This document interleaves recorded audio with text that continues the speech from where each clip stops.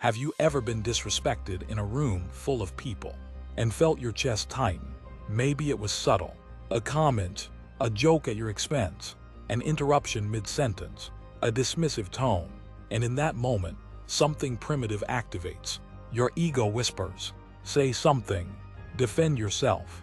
Don't let them think you're weak. Your body heats up, your heart rate increases, your mind starts rehearsing counterattacks, because disrespect feels like a threat. But here's what most men never learn. Disrespect is not a threat to your status. Your reaction is. The loudest man in the room is rarely the most powerful. The man who reacts emotionally is usually the one who just lost control. Power is not about dominance. Power is about emotional regulation under pressure. Anyone can be calm when respected. Very few can remain composed when challenged. And that is where real authority is born. Today, we're going to break down what disrespect really is, why men overreact, a real workplace scenario you've likely experienced, the 5 rules powerful men live by, and how mastering this one skill can completely transform your career trajectory. Because the truth is, disrespect is often a test, and most men fail it. Let's step into a real corporate setting. Quarterly strategy meeting. Executives at the table. Managers present. High stakes. You've prepared for days. You begin presenting your idea, structured, confident. Halfway through, someone leans back in their chair and says, "Didn't we try something similar last year? That didn't work." The room shifts. You feel eyes on you. Now your brain goes into survival mode. You have 2 choices. Version 1, the reactive man. You respond instantly. No, this is different. That was about budget allocation, and this is about restructuring the funnel. Your voice speeds up. You talk longer. You start over-explaining.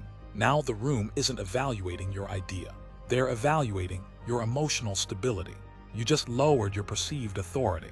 Version 2, the controlled man. You pause, not dramatically, just enough. You make eye contact, then calmly say, "That's a fair concern. Let me explain how this differs." Your breathing remains steady. Your tone remains level. No defensiveness, no ego. The room relaxes. You didn't defend yourself. You clarified. And there's a difference. One man protected his ego. The other protected his frame. And in professional environments, frame is everything. Here are the 5 rules to handle disrespect in any situation, and reminds them they have messed up with the wrong man. Rule 1, control the first 5 seconds. The first 5 seconds after disrespect determine everything. That's when your nervous system spikes. Most men react from biology, not intelligence, but powerful men understand something. The initial emotional surge is chemical, not logical. So they delay, they breathe, they create space. That micropause does 3 things. It stops emotional hijacking. It shifts power dynamics. It forces the other person to sit in the tension. Silence makes insecure people uncomfortable. Calm makes reactive people exposed. The man who pauses signals he is not threatened. And threat perception determines hierarchy. Rule 2, don't personalize status behavior. Here's something most people misunderstand. Many forms of disrespect are actually status plays. Interruptions, challenges, dismissive tones. Often the other person is trying to raise their own status, not destroy yours. If you interpret every status behavior as personal attack, you'll always feel attacked. Powerful men ask internally, is this about me or is this about them? Emotionally weak people compete for attention. Emotionally strong people compete with themselves. Understanding this removes 50% of unnecessary reactions. Rule 3, ask, don't attack. Aggression lowers intelligence in conversation. Questions raise it. Instead of saying, "That's not accurate," say, "What part specifically concerns you?" Now they must explain themselves. Calm questions force clarity. Emotional defense creates chaos. When you ask controlled questions, you regain conversational leadership. You appear confident. You expose weak criticism. Power is not in volume. Power is in composure. Rule 4, upgrade performance, not arguments. Arguing is short-term satisfaction. Performance is long-term dominance. If someone doubts you, don't convince them. improves so much that doubt becomes irrelevant. History proves this. High performers rarely waste time defending themselves. They invest that energy into mastery. Results silence rooms louder than words ever could. The insecure man argues. The secure man builds. Rule 5. Strategic detachment. Some environments are built on ego battles. If you engage in everyone, you lower yourself. Powerful men understand leverage. They choose battles carefully. Sometimes walking away isn't weakness.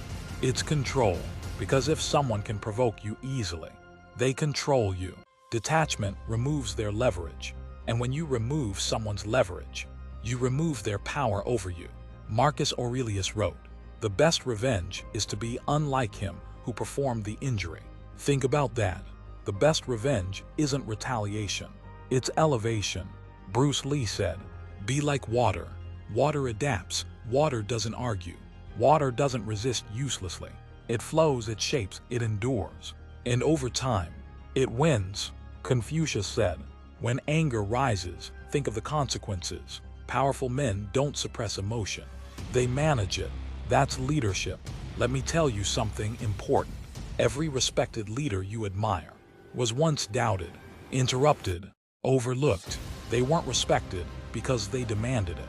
They were respected because they became undeniable. Disrespect is often a temporary test. Your composure determines whether it becomes permanent. The man who reacts emotionally becomes predictable. The man who remains calm becomes powerful, because calm under pressure signals strength. In business, in relationships, in life, you will be tested. Someone will challenge you. Someone will underestimate you. Someone will attempt to provoke you. And in that moment, remember this: you don't have to win the argument. You have to win the long game. Protect your composure. Protect your frame. Protect your energy. Because once a man controls his reactions, he becomes very difficult to control. And a man who cannot be controlled is respected.